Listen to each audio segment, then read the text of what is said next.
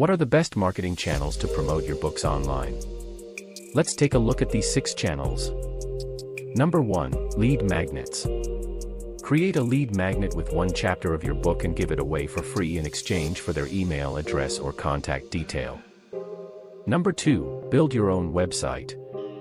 Website is a great marketing tool to promote your book. You can use it as your marketing hub and engage more audience. Number 3. Email marketing. Almost everyone uses email, and you will own your email list.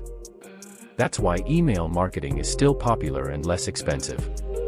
But you need to sign up with any email marketing software and have to create a landing page in order to use it. Number 4. Podcast interviews.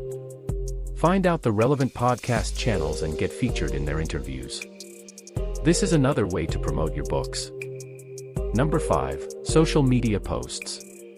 Being active on the relevant Facebook groups and posting regularly on Twitter or Instagram is a great way to spread the word about your upcoming book. Number 6. Run ads. Last but not least, running targeted ads on Facebook can help you to reach more audiences and acquire more customers in a short span of time. So, comment below which methods and marketing channels you're using right now to promote your books. Also, if you found this video helpful, please don't forget to like and pass it forward to your fellow authors.